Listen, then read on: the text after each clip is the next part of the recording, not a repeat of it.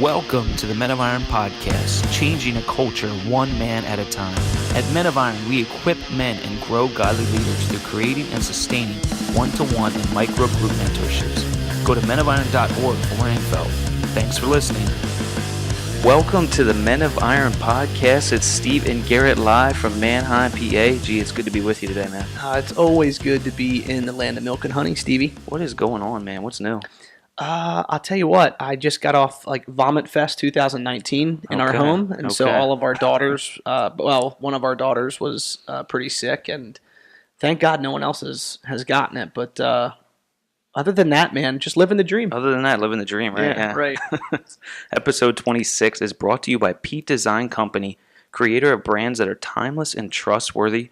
Go to PeteDesignCompany.com for all your graphic design needs. We would love to introduce our guest today for episode 26. Jeremie Kubicek is co-founder of Giant Worldwide and the Giant Companies. He specializes in getting leaders to a higher level. He is a best-selling author with his latest book set to release in March, The 100X Leader, How to Become Someone Worth Following. He is a speaker to organizations throughout the world. Currently resides in Oklahoma City with his wife and 3 children. Jeremie, welcome to the show. Hey, what's going on, guys? It's good to be with you. What's going on with you, man? How you doing? You know, I'm doing good. I was thinking about your organization. I'm down here in a little bit in the South, right? Like close to Texas, Oklahoma. So I was thinking about the way. Can you guys tell me how you say the word iron? Iron. Yeah, iron. Iron? Yeah, I was just thinking about that. I was thinking how different it is down here. It's more like iron. Yeah, iron. There's no iron. Men of Iron versus maybe if you're up north a little bit more Minnesota, So I was trying to pick out your accents a little bit. So well, Steve's got Amish roots, so he's got a little bit of Pennsylvania Dutch. Yeah, so it might come out it might come out sounding a little more southern, that Pennsylvania Dutch. Yeah, it's got a strong draw to it. I love it. So good to be with you guys. Yeah, well, thanks for joining us. We would just love to know, who is Jeremie Kubicek? Let the listeners know. Man, great. So how is that a question? That's a big question. that is a big question. We only got 30 minutes though, so yeah. Okay, so I answer that question. I'm a liberator. I basically created a business to let the world fund me to influence it. So that's what I've been doing since I was 20 years old. I've been trying to figure out business models to let the world fund me to influence it. And so we basically built a multiplication business to help companies and organizations scale, and using leadership as our platform. But that's not who I am. That's what I've done. Who I am is really, I'm an encourager. I'm a liberator. I heal, I cast out, I raise up. That's what I do on a daily basis. That's awesome. That's good stuff. Good stuff. Well, we're going to hit you with take 5. We always hit our guests with 5 kind of fun questions, kind of lighten up the mood. So you ready for it? I'm ready. Do you make money on this event? Or is this just do I put money down? Well, it depends on no money. It depends on how well you succeed here. All right, Jeremie, take 5. Question number 1. What's the best part about being a dad? The best part about being a dad, I've got 2 in college and 1 almost in college, and it's it's when you've been intentional, it's the reward of intentional fatherhood is you get to serve your kids. You get your kids to ask you questions. My son called me last night with a couple of questions and needed some advice, and it's like that's the reward is they start viewing and valuing wisdom eventually. Takes a while. So you go from little kids like Garrett just spreading sickness all throughout the house to what Jeremie's doing now. There Absolutely. You go, full circle. Yeah. All right. Question number 2 is, who or what inspires you? Who or what? Inspires you? So I get inspired by transformation. If you think about, I was talking with someone yesterday. It was designed that we get to be a part of God's transformation in someone's life. So when we're a part of someone's transformation, then it's like a drug. It's addictive. And yesterday I had that moment with someone and watched them come fully alive. And that process inspires you to want to do that over and over and over again. So the whole idea of transformation itself produces men and women who get muscles versus what normally happens when most people get atrophied by sitting in pews. So that's good. Take 5. Question number 3 is: what would you say is your greatest career achievement to date? Man, I've had some big things. Besides being on our podcast. Besides being right here. No, honestly, I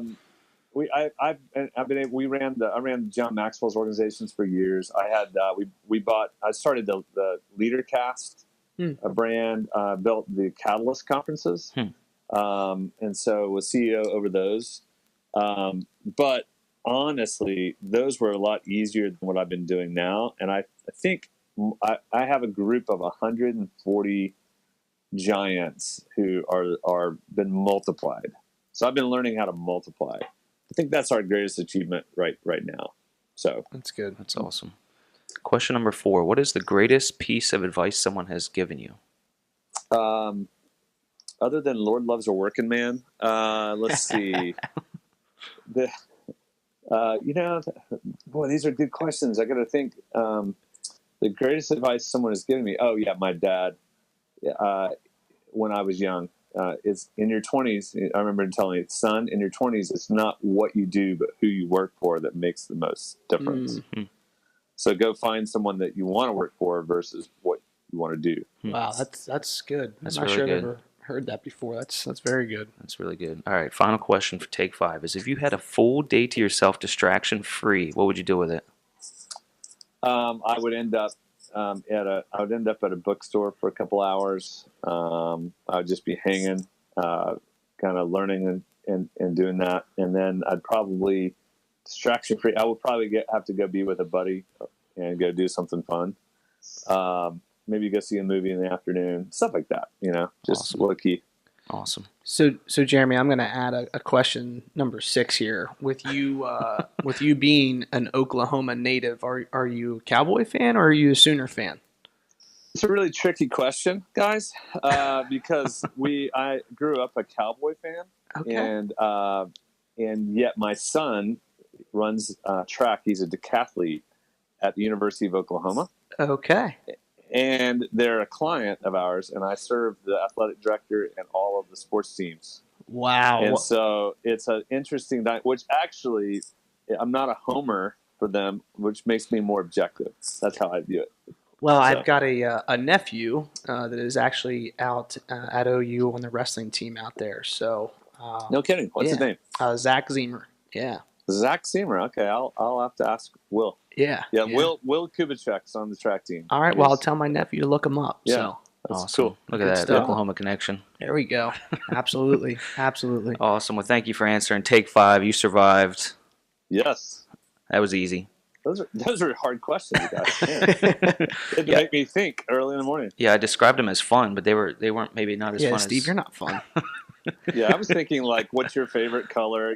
Those are too easy. Well, Jeremy, we'd love to kind of get into the the heart of the podcast. We'd love to kind of start by just hearing your journey and how you kind of got to where you are today with Giant. So it's one of those. It's kind of a long story. I'm going to do it in a short way. So whenever I was in college, I had this professor who apprenticed me, and I truly was mentored by this guy named John Cragen. And he just said, Jeremy, why don't you use business as a platform for influence? And I was like, you mean I can? And so he showed me how to do it. He took me to Asia, and I went to Asia for a month to study. And then in my senior class of college, a policy class or something, we built a business in Russia. And this is 1993. So we built a business, and I convinced a few buddies, and we all went together, and we moved over to Moscow in 1993. We started an economics school. We started an accounting training company. We started a marketing consulting group, and we used business to help fund. And we funded, Young Life. We funded all these other types of things to get started over there, and it worked. We started we started the school. It's now the largest private school in Russia. Wow. And so that was my wow, okay, how do you use commerce for good?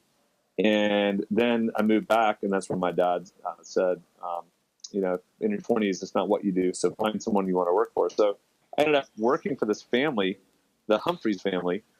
Kent Humphreys was his name. And I basically found them. You guys are going to laugh. I ended up selling African-American hair care products. Okay. Right. So, but it wasn't what I was doing that mattered. It was who I was working for. And this guy was unbelievable. He was a liberator. And I'd watched the Soviet Union, kind of Russia, and the dominating culture. Then I stepped into this liberating culture, and it started to shape the way that I led. And I watched this guy, and I became his right hand for a while. And then he sold the business to a private equity group that was a dominating culture. So I went back from a liberating culture to a dominating culture, and I ended up working for them and rose up the ranks of that private equity group. And we bought all these companies, and I got on the acquisition team, and we started buying companies. And I worked for some good guys and some really bad leaders, kind of all together. And that was just a great learning, And so on both sides. And then I ended up starting our own business eventually. And that's when I started Giant in 2002. And then we started as a growth consulting business, and then it led to one client, led to another, and led to another. Had a crazy thing happen, which we can get into if you guys want to. Probably the biggest thing in my life happened in 2002. I went on to we grew the business, and then in 2007 we bought John Maxwell's companies and merged them into Giant, and then we started taking these pieces apart during the recession. And we started Catalyst, and then we started LeaderCast, and blah, blah, blah. Worked with Chick-fil-A, all these different things. And then I moved to London in 2013, and we started our European work, our kind of global work. And then we moved back from London. And so now we're positioned globally for a nice run over the next 10 years. So that's just a quick summary of how kind of where I got to. I wish you'd start doing something with your life, Jeremie. I mean, my goodness gracious, it doesn't sound like you got enough on your plate. So it's good stuff. Thanks for sharing that. I mean, I've heard you mention a couple times about being a liberator, working in a liberating culture. Can you explain that a little bit, maybe for some of our listeners and viewers? Yeah, we talk about this stuff all the time. We have the Liberator podcast, and in it, we just talk about the idea of liberation is the art in science, how do you get people, how do you support them and challenge them? So that a liberator is like a sherpa. So in fact, a lot of times the servant leadership stuff falls on deaf ears because the word servant doesn't work in our culture, or especially in other parts of the world. So we changed the metaphor to sherpa, and it really works. So if you understand a sherpa on Mount Everest, that the Sherpa is, they're helping you climb. So if you're climbing Mount Everest, it's one thing for you to get all the way to the top. Well, the only way you can get to the top is with the Sherpa of 8,000 meter mountains. And so the Sherpa's job, and a Sherpa, by the way, is a people group, and they were born at 14,000 feet. So they're acclimated already to the mountain. So they're working to support you and also challenge you all the way up the mountain. So a liberator is someone who calibrates that support and challenge. They fight for the highest possible good of you. They show you what's undermining your influence, and they help you get to the next level. Wow. That's what a liberating leader does. That's what a liberator does. They truly, truly are for you.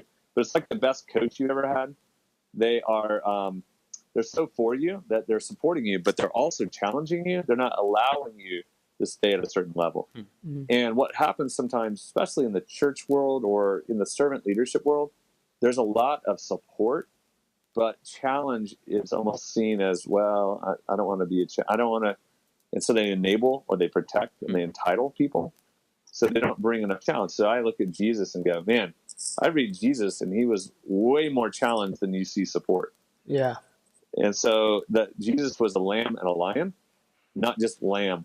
Yeah. And leaders, we find oftentimes the servant leaders are way too much protecting than liberating. And then on the other side of the spectrum, you get in the business world or political world, it's way too much domination than liberation. Too much challenge, not enough support. So it's a calibration of support and challenge. You know, as a leader of an organization, I can relate to the struggle between the balance of this, hey, how much do you kind of rule and draw the line in the sand in regards to, okay, hey, this is our culture, these are our values, this is our mission, this is our vision, and you've got to go do it. And, hey, you're not hitting your metrics, you're not hitting your marks, you're out of here, compared to, okay, the other side of the coin, which is, hey, this is our vision, this is our mission, this is our culture. We're going to support you. Here are the metrics. Okay, you're not hitting them, but and I think that's really been maybe eye-opening to me, coming from the for-profit corporate world, where it was very much like, you didn't hit your numbers. They took your car keys and your cell phone and you cleaned your desk off at your quarterly review. Compared to now, it's okay. How do we help this person? But in the ministry setting, or like you said, in the church world, I've found that most times there's no sort of metrics at all.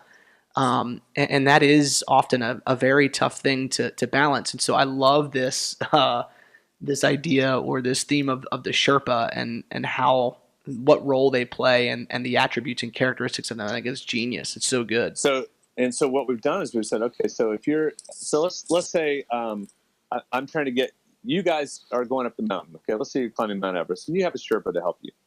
Well, it's one thing for you to climb all the way to the top. You get to the very top, and you're like, yeah, I made it. We made it to the top. Look at us. Taking a picture, the whole thing. You make it back to base camp alive. Great. But then what if I said, okay, guys, I'm going to give you 3 days rest. And now I need you to take these 3 guys up the mountain because you're a Sherpa. And it's a different style of leading. So we actually are equipping people with tools. We actually use visual tools and these metaphors and these concepts to help people take other people up the mountain. Because so you have to be acclimatized yourself. You have to get acclimated. And then you've got to be healthy enough. And that's what 100X stands for, by the way, in our book, is that 100 means healthy. And what level of health are you? And then X means multiplication. So if you're a Sherpa, then you're multiplying all the way. So your 100X means that you're 100% healthy and you're multiplying. You're taking other people up the mountain. That's good. Versus what most leaders are. Most leaders are either 70, 75 plus people, generally healthy, and they generally add value to people. Or they're not healthy, they're at 60% because of whatever, they're cynical, and they're kind of subtract and take a little bit out. Very few leaders are 30 divide, and very few leaders are 100X. But that's what we're trying to get people to. And so we're trying to teach people how to be a Sherpa. Well, I'm glad you brought this up. The 100X leader, it's kind of been labeled as the most important business book launch of 2019. And so tell us a little bit more about the book. You've kind of touched on a little bit of the general theme and some of the concepts, but how is this book going to help organizations and leaders?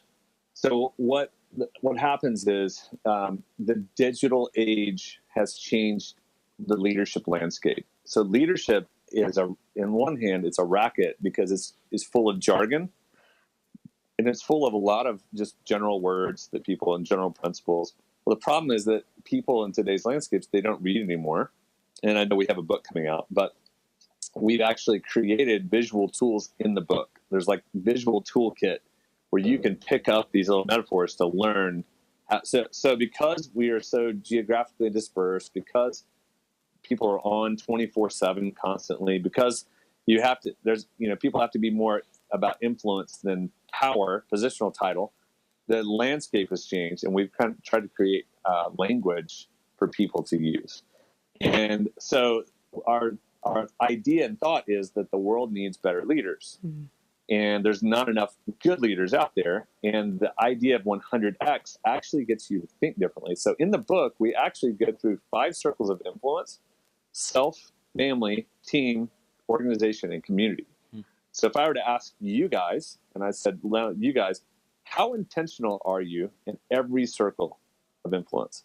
How intentional are you intentional versus accidental with yourself, intentional versus accidental with your family, with your team, with your organization? So what happens in a community? What happens is most leaders think of leadership at work, but they haven't connected the dots that it's also in your family and it's also with yourself. So I say, okay, so where are you? Are you 100x to yourself? Yes or no? You might be a 60 negative to yourself. You might be a 70 plus to your family. You might be 80 plus to your team. See what I mean? Mm-hmm. So all of a sudden you realize, oh my goodness, I'm incongruent. I'm not consistent. Mm. And that's what happens that's why there's so much hypocrisy that goes on with people, is because they think they're a liberator to themselves. Their family sees them as an abdicator. Hmm. Their team sees them as a dominator. Hmm. But then the organization sees them protecting the people they're dominating. Hmm. But to the community, they're involved in their church, so they're a liberator. Hmm. So in their minds and in the church, they're these great people, and they're a jerk at work. Hmm. Wow. Yeah. Steve, is that me? That's not you. Okay, just making sure. It's interesting because we kind of take a similar approach with Men of Iron, Jeremy, with, it's nothing new. We didn't invent this by any means, but the 5F model. We have a lot of our mentors and proteges take a look at, hey, your faith, your family, your friends, your fitness, and your finances. And so much of what we find, and it's exactly what you're saying in regards to your circles of influence, is this idea that most guys will probably have 3 of those F's in pretty good health and pretty good condition, but it's the other 2, whatever they might be, that are completely a mess. And really all it takes is just one of those F's to be a mess to completely negate the strengths of those other areas of your life. And we often talk about it really just takes like the 5-tool player in baseball, right? When they recruit for Major League Baseball, they're looking for, I forget what they are, but running speed, right, hitting power, And if they excel in 1 or 2 or 3 of them, great. But if the other 2 are weak, they're not getting drafted.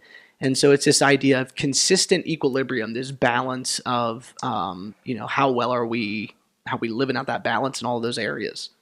So we look at then support and challenge as the calibration to go to yourself. Are you supporting? Are you over supporting and under challenging? Or are you over challenging? Are you dominating yourself? So a lot of guys will dominate themselves, and so they're not providing enough support. And eventually that leads to burnout or abdication, and then they just kind of, whatever. And then that's when they start gaining weight. That's when they start checking out. Then that affects their family, and it affects their team.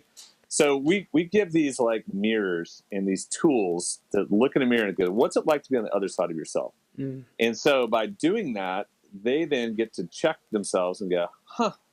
And that's when people change. When people can look in a mirror and see the broccoli in their own teeth, and they go, you know what? How long has this been here?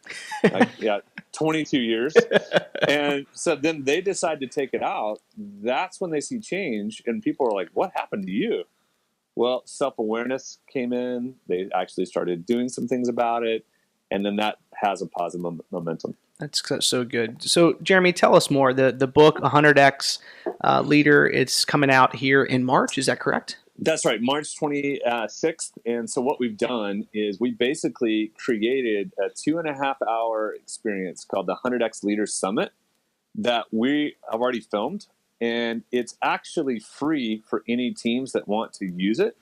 It's free training. Now, the only thing we do, the license is free. The only thing we've asked is that people would buy the books for their team. But if they buy the books, they get the 100X Leader Summit for free. They can go to 100xleader.com. And it's as simple as that. And they can sign up. And if they just show that they've bought a book, then they get the Vimeo. And they can show it at any time with their team. And that's something that we've just been able to bring into this idea of the Sherpa and the idea of how do you actually do support and challenge. So if people want to build their teams and build culture, then the summit is designed for them for that. So, Stevie, it looks like Men of Iron might be hosting a 100X Leader Summit. I love it. Let's do it. And you can host it as a big event, or if you want team experiences, team of 5, team of 10, whatever. It's just that's our way of we're trying to get a leadership language into the world, and we're trying to seed it so that people can start to adjust, become people that people want to follow, not people that people have to follow. That's so. And there's a big difference between wanting to follow and having to follow. So how can can you say that website one more time just so our listeners and viewers can hear that? Yeah, it's 100xleader.com. And then there's also, if you wanted to go, 100xleader.com/team. That takes you exactly to the site, but you can find it through 100xleader.com. Awesome. Well, Jeremie, this is exciting. I want to kind of maybe wrap up our time together here and just have you share a little bit more. I mean, obviously, this is a more recent push of what Giant Worldwide is doing. But we're fortunate enough that we get to kind of benefit a little bit from some close relationships with Giant because of our we have office location at the One Center for Leadership in Canton, and so do you guys. And so tell us more about Giant. Tell the listeners and viewers a little bit more about who you guys are and what you're pushing. I mean, obviously, what we've talked about today is a big piece of it, but anything else that you can add about Giant Worldwide? Yeah. We decided we want to resource liberators, and we want to raise up liberators, people who want to change the world. So what we do is we basically have built content and media for anyone to be able to use. So we have consultants that help companies and teams, which is great. But we also certify people and license people who are either coaches or, there are inside HR people. So we call them internal sherpas. And so we basically equip people and certify them and then give them tools and resources. And then we created something for the public. It's called Giant TV. And it's basically a Netflix for leadership. It's $8.99 a month. We put everything that we do on that so that the world can use the language however they want to use it. And then people can sell Giant TV and earn income as well. So it's called giant.tv /100x gives 30 days free.